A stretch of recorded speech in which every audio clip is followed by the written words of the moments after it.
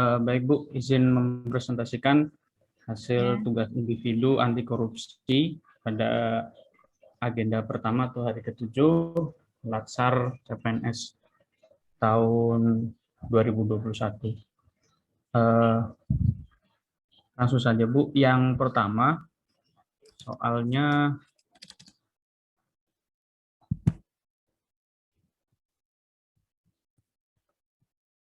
bagaimana menghilangkan korupsi di Indonesia.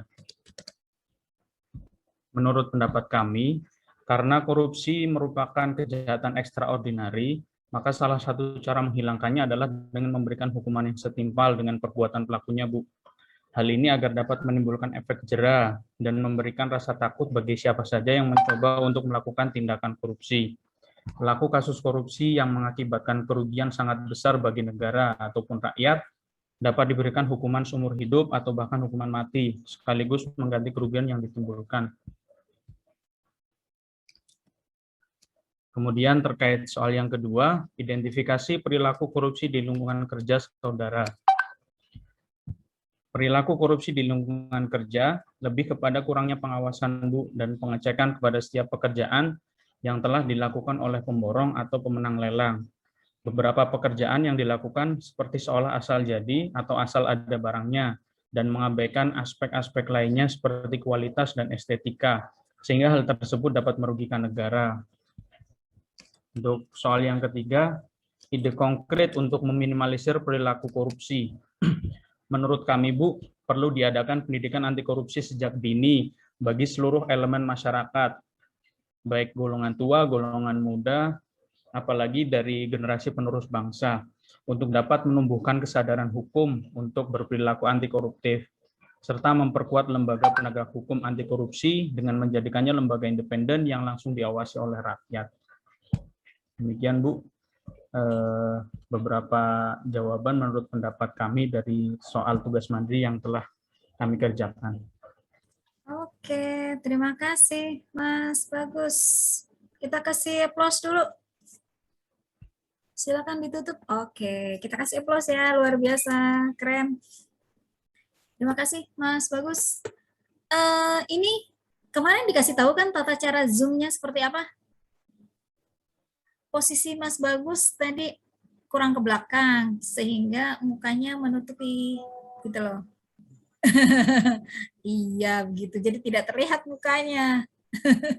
Ya, oke, artinya dipas bagaimana? Oke ya.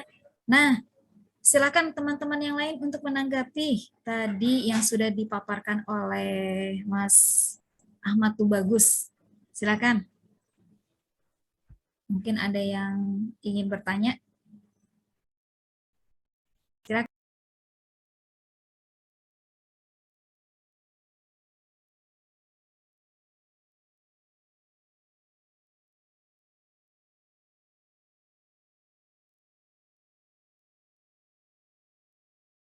Korupsi di Indonesia. Seperti pertama, perlunya sistem pemerintahan yang saling terintegrasi dan terpadu, misalnya antara presiden sebagai kepala negara dengan tokoh-tokoh penting dari kepolisian, kejaksaan, lembaga pengadilan, dan lembaga KPK.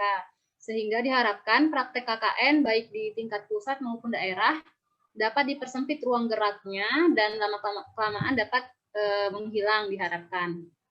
Kemudian yang kedua ialah menggunakan media massa untuk menginformasikan kasus korupsi terkini dan bahaya laten korupsi kepada masyarakat, sehingga masyarakat tergerak untuk ikut memberantas korupsi dan melaporkan tindakan korupsi kepada penegak hukum yang berwenang.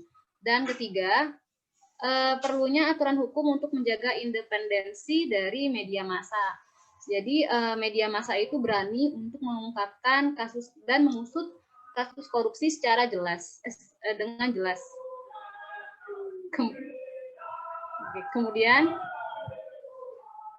pertanyaan kedua, yakni bagaimana perilaku korupsi di lingkungan kerja di Politeknik Kelautan dan Perikanan Jemberana. Yang saya lihat selama saya ada di sini sejak Januari, itu pertama kasus-kasus korupsi itu banyak terjadi di kepegawaian ya, dari disiplin kedisiplinan para pegawai. Misalnya pertama, mereka masuk kerja terlambat atau sengaja terlambat. Terus yang kedua, pulang kerjanya sebelum waktunya, misalnya kurang dari 8 jam. Atau adanya pegawai yang terlambat mengumpulkan laporan work from home gitu, karena kemarin kan ada work from home dan lama gitu diingetin lagi dari bidang pegawaian. Kemudian tidak melaksanakan dengan baik tugas kepanitiaan yang diamanahkan, misalnya ada tim acara tapi yang ngerjain tugas tuh cuma yang itu aja, yang lainnya sibuk begitu.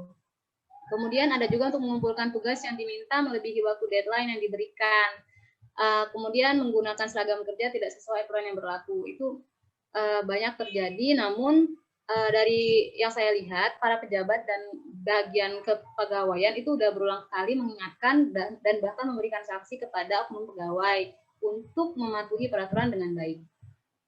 Dan bagaimana ide konkret saya untuk meminimalisir perilaku korupsi? Pertama, dengan menerapkan sistem elektronik ya. Jadi misalnya kayak e-presensi, menurut saya itu udah bagus banget untuk menurunkan tindakan undisiplinan, ketidakdisiplinan masuk atau pulang kerja, sehingga mobilitas masuk keluar kerja pegawai itu dapat terdeteksi.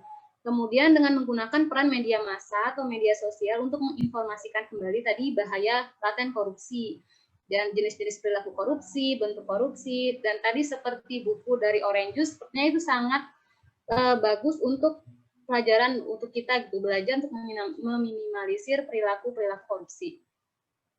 Terus juga yang terakhir adalah untuk menekankan pentingnya kejujuran kepada setiap orang, apalagi misalnya saya dosen. Jadi saya akan mengingatkan kepada mahasiswa saya untuk mengerjakan tugas atau ujian dengan jujur, daripada nyontek, udah mending nggak bisa gitu. Jadi saya tahu tingkat kemampuan mereka, jadi saya juga introspeksi diri kan, dan juga mengingatkan mereka untuk menghindarkan diri dari plagiasi, karena itu kan bahaya.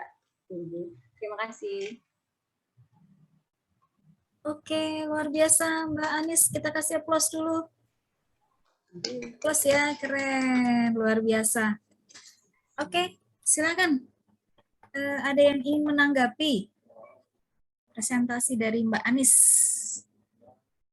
Silakan Mas Tubagus. Mungkin terima kasih Bu atas waktu yang diberikan. Mungkin izin bertanya aja untuk Mbak Anis. Kalau di Poltek Jembrana itu ada pelayanan publiknya juga nggak?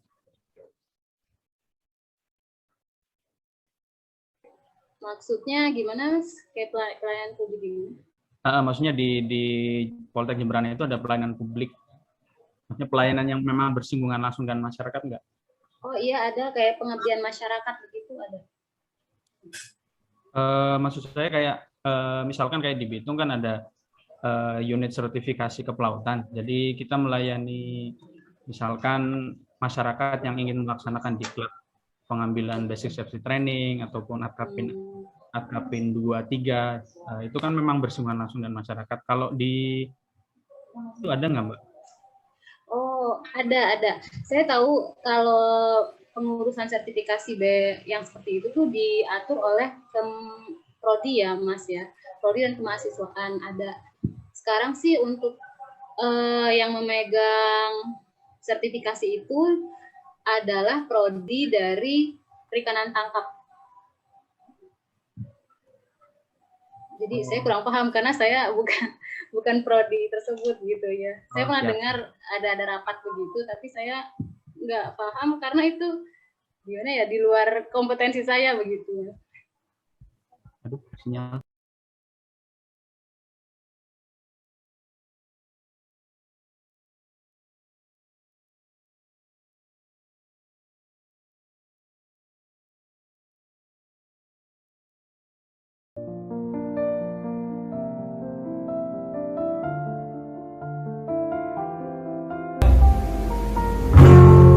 Jangankan diriku, rakyat pun kan marah bila terlalu